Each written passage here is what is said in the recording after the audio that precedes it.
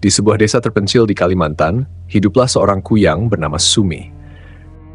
Kuyang, seperti yang kita tahu, adalah makhluk halus berbentuk kepala wanita dengan organ-organ tubuh yang menjuntai. Kuyang terkenal suka memangsa bayi yang baru lahir, namun belakangan ini nasib buruk sedang menghampiri Sumi. Semua wanita di desa itu entah bagaimana sudah lama tak melahirkan. Ini membuat Sumi kelaparan. Setiap malam, ia terbang berkeliling mencari-cari rumah yang ada tangisan bayi, namun hasilnya nihil.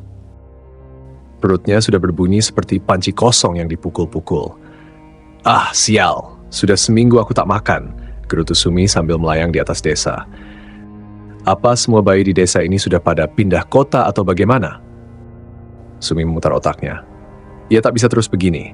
Kalau tidak makan malam ini juga, mungkin besok organ dalamnya akan mulai mengering seperti ikan asin yang dijemur. Saat sedang termenung, ia tiba-tiba mencium bau yang asing. Bukan bau bayi, tapi bau kambing.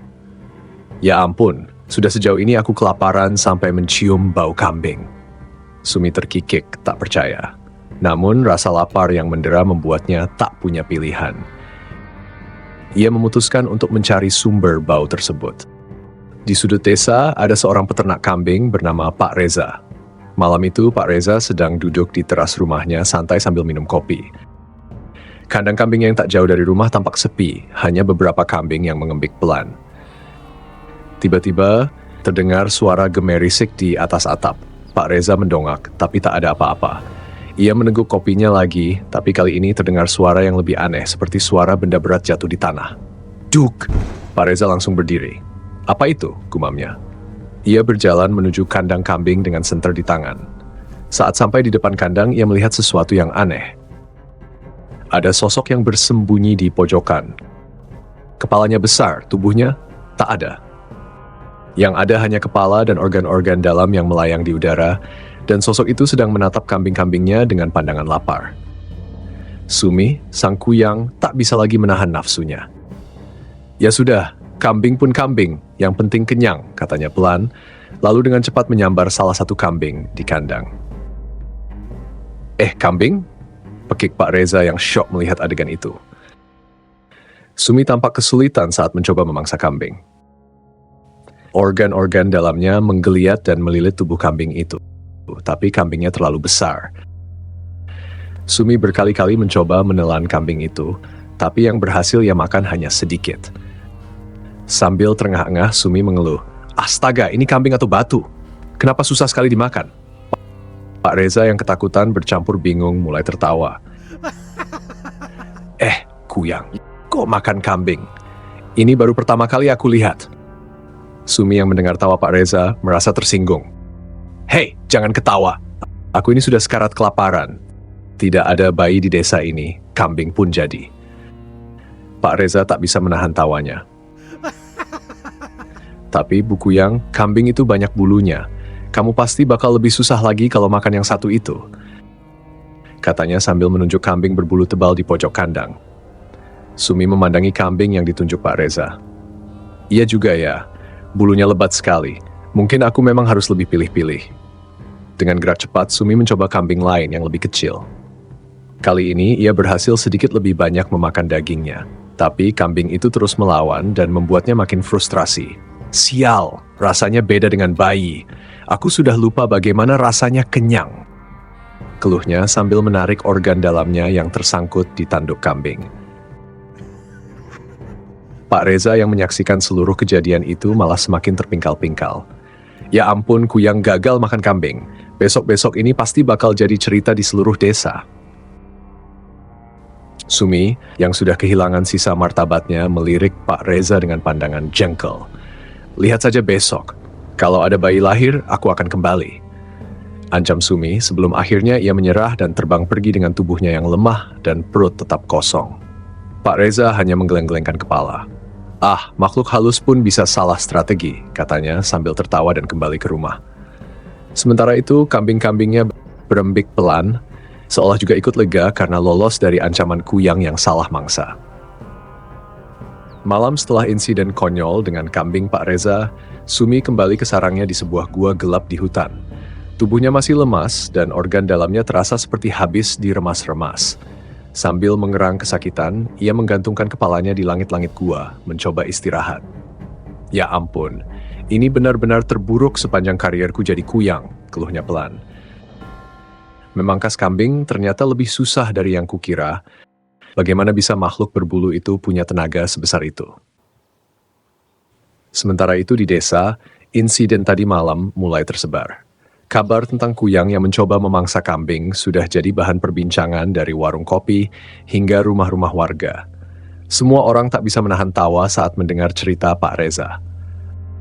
Aku serius, kuyang itu benar-benar kelaparan sampai-sampai harus memangsa kambingku. Kau bisa bayangkan? Ujar Pak Reza kepada para tetangganya yang sudah berkumpul di warung kopi pagi itu.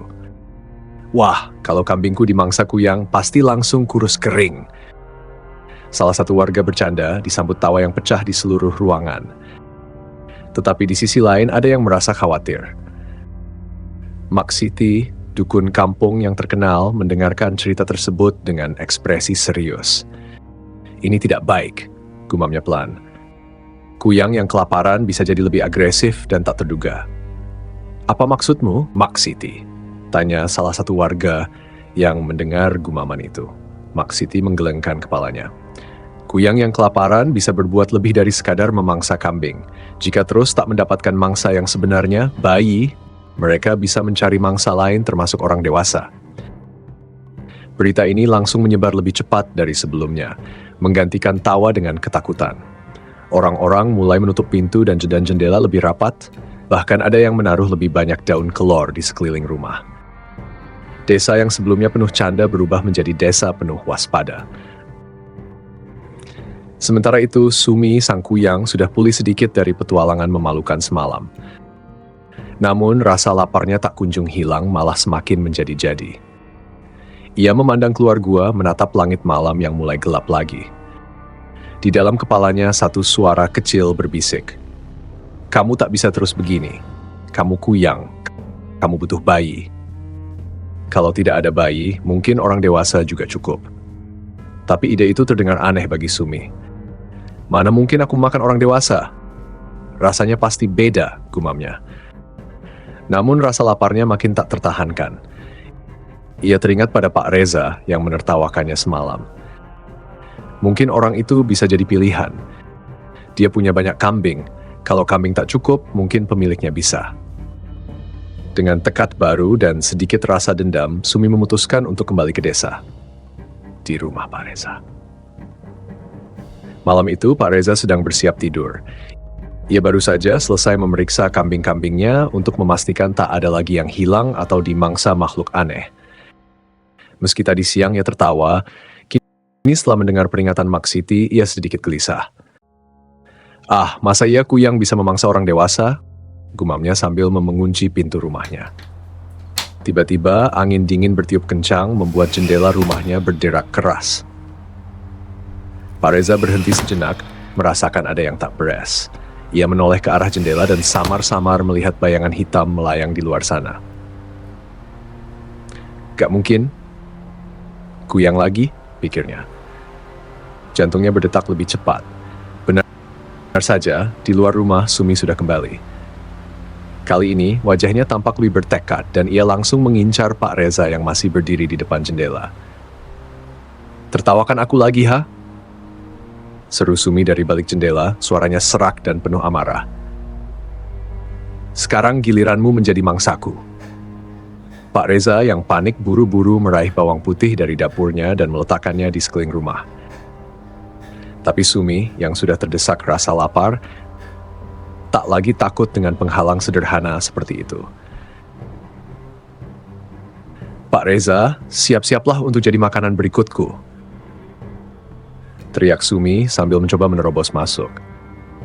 Namun saat ia mendekat, sesuatu yang tak terduga terjadi.